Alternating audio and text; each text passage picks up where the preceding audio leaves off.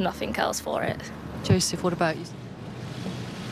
I have just chaired a meeting of the Government's Emergency Committee, COBRA, where we discussed the details of and the response to the appalling events in Manchester last night. Our thoughts and prayers are with the victims and the families and friends of all those affected. It is now beyond doubt that the people of Manchester and of this country have fallen victim to a callous terrorist attack, an attack that targeted some of the youngest people in our society with cold calculation. This was among the worst terrorist incidents we have ever experienced in the United Kingdom. And although it is not the first time Manchester has suffered in this way, it is the worst attack the city has experienced and the worst ever to hit the north of England.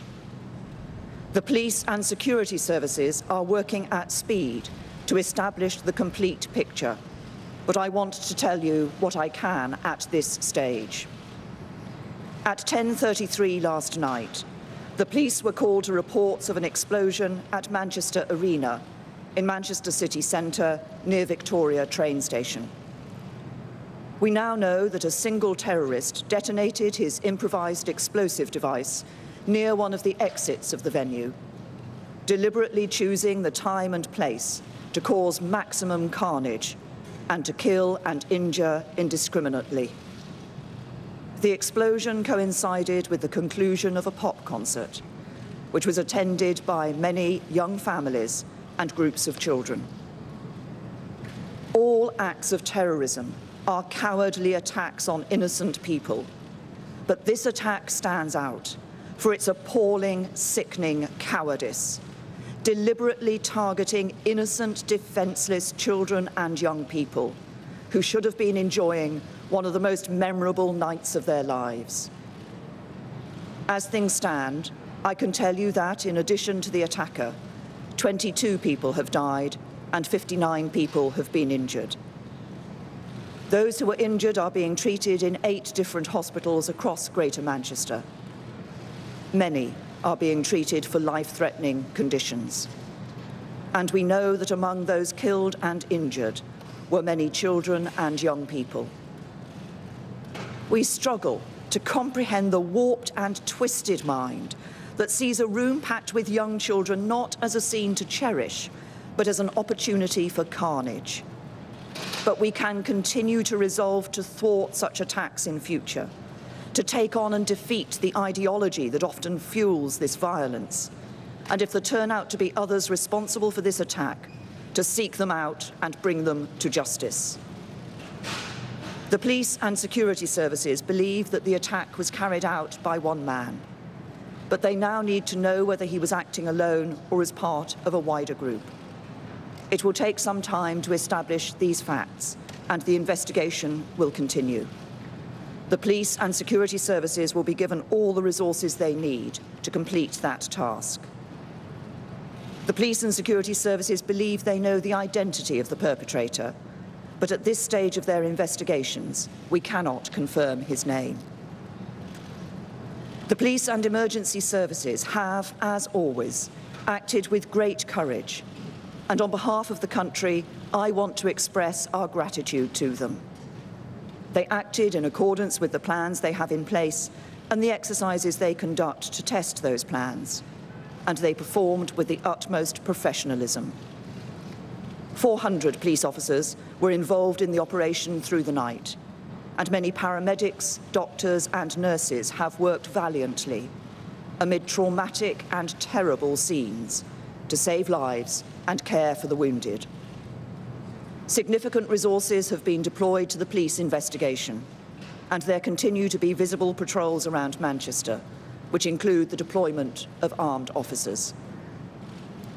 For people who live and work in Manchester, there remains a large cordon in place around Manchester Arena and Victoria Station, which will be in place for some time. The station is closed and will remain closed while a detailed forensic search is underway. We know that many friends and relatives of people caught up in the attack are still trying to find out what has happened to their children, brothers and sisters, parents and loved ones. So please, think of those people who are experiencing unimaginable worry. If you have any information at all relating to the attack, please contact the Manchester Police. The threat level remains at severe. That means that a terrorist attack remains highly likely. But the Independent Joint Terrorism Analysis Centre, which sets the threat level on the basis of the intelligence available to them, will continue to assess this throughout today and in the days ahead. Later today, I will travel to Manchester to meet the Chief Constable of Greater Manchester Police, Ian Hopkins, the Mayor of Greater Manchester, Andy Burnham, and members of the emergency services who have come to Manchester's aid in its moment of need. And as I announced last night, the general election campaign has been suspended. I will chair another meeting of COBRA later today. At terrible moments like these, it is customary for leaders, politicians, and others to condemn the perpetrators and declare that the terrorists will not win. But the fact that we have been here before, and the fact that we need to say this again, does not make it any less true. For as so often while we experienced the worst of humanity in Manchester last night, we also saw the best. The cowardice of the attacker met the bravery of the emergency services and the people of Manchester. The attempt to divide us met countless acts of kindness that brought people closer together. And in the days ahead, those must be the things we remember. The images we hold in our minds should not be those of senseless slaughter, but of the ordinary men and women who put concerns about their own safety to one side and rushed to help. Of the men and women of the emergency services who worked tirelessly to bring comfort, to help, and to save lives. Of the messages of solidarity and hope of all those who opened their homes to the victims. For they are the images that embody the spirit of Manchester and the spirit of Britain, a spirit that through years of conflict and terrorism has never been broken and will never be broken. There will be difficult days ahead. We offer our thoughts and prayers to the family and friends of those affected.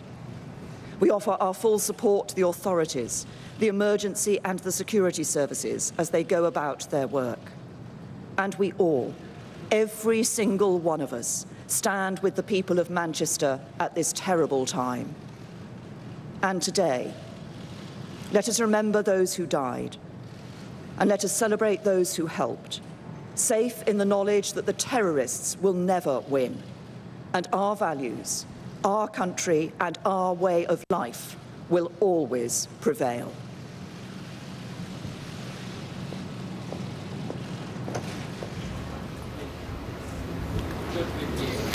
Prime Minister Theresa May, let's talk to Vicky Young, our political correspondent in Downing Street. And the Prime Minister describing this as a cowardly attack and saying it was an attack on innocent, defenceless young people. Yeah, and she's really trying to sum up there the hurt that people feel. I think she said that it was difficult to understand this cowardly attack, and I think the fact that it was directed at that place, at that time, directed clearly at children and young people, she says it was very hard to understand the senseless nature of all of that.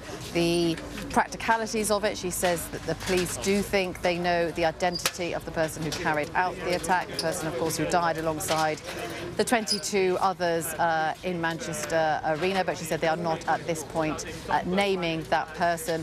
And of course, talking about the community standing together, about people standing together with Manchester, talking about the spirit of Britain, but also really making the point that we have been here before, the fact that it has to be said again, the fact that she has to come here, yet another Prime Minister having to deal with this kind of atrocity is very difficult for people to bear. She also made the point that there are many of those being treated in hospital who still at this point have life-threatening injuries. She said that they will now be trying to work out whether the attacker worked alone or not, and that police work, of course, will continue in the coming days. And she said she will be travelling to Manchester shortly. She will meet there with the police in Manchester, with the Mayor of Manchester, Andy Burnham, who we heard from earlier. And there is this sense of, do you just get on with your normal everyday life, saying to people that they have to do that, but also urging people to remember not the scenes of carnage, but to remember the acts of kindness that we've been hearing about so much overnight. Thank you, Vicky Young at Downing Street. And